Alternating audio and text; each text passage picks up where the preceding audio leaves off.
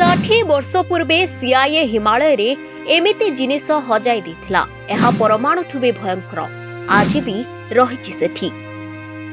आज आमे आपणको इतिहास रो एक एपरी घटना विषय कहबाकू जाउछु जहाकू सबुठारु रहस्यमय एवं विपदपूर्ण ऑपरेशन मानक मध्यरु गणा जाए।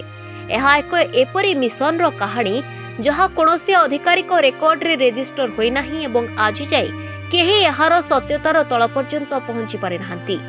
प्राय 60 वर्ष पूर्वे अमेरिकार केंद्रीय गोइंदा संस्था तथा सीआईए एवं भारतीय गोइंदा संस्था माने मिसी हिमालयर उच्चतार एपरी एक उपकरण रखिथिले जहा विषय कहा जाए जे यह जापान रो नागासाकी रे पका जाइथिबा परमाणु बोमा परी विपदपूर्ण थिला।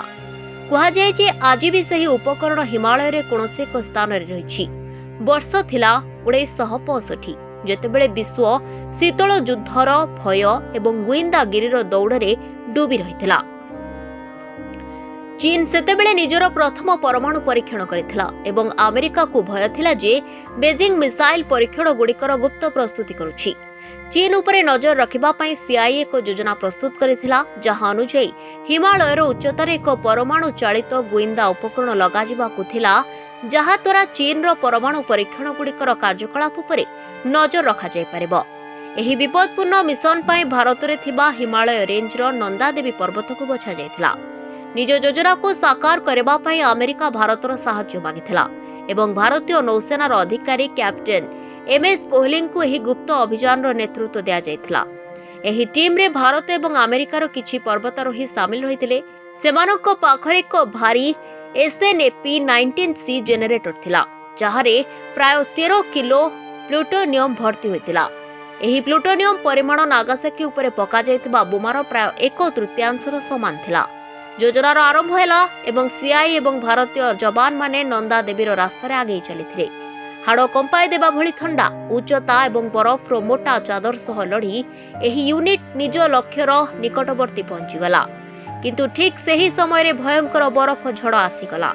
तीव्र पवन एवं शून्य दृश्यमानता कारणरू कैप्टेन कोहली रेडियो रे आदेश देले जे उपकरण को सेठारे छाड़ी दियो एवं तुरंत तळकू फेरी आस। टीम जेनेरेटर एवं आंटेना को सेठारे लुचाई निज जीवन बंचाइबा पई तळकू ओल्हाई आसले। किंतु परवर्ती वर्ष जेतेबेले टीम पुनर्बार सही स्थान को पहुंचिला तेबे उपकरण अदृश्य हो जायथिला। टीम देखिला जे जेउठारे सेमाने उपकरण रखिथिले सेही पूरा अंचल बरफ रे ढांकी जायछि। सेठारे प्लूटोनियम कोनोसी चिन्ह नथिला एवं ना कोनोसी उपकरण। दृश्य एपरि थिला जे उपकरण हिमालयर बरफ रे मिसी जायछि। उपकरण रो खोजिबा पई गेगर काउंटर, रेडिएशन डिटेक्टर एवं सेंसर डिटेक्टर सब पठा जायथिला किंतु कोनोसी सुराग मिलिला नाही। विशेषज्ञ माने संदेह करंती जे उपकरण धीरे धीरे बरफ तळे ग्लेशियर गुड़िक सहित गंगा आड़कू खसी जाई थाई पारे। सेही समय कैप्टेन कोहली एक बयान रे कहिथिले आमे जाणी नथिलु जे एथिरे एते बड़ विपद लुचि रहिछि।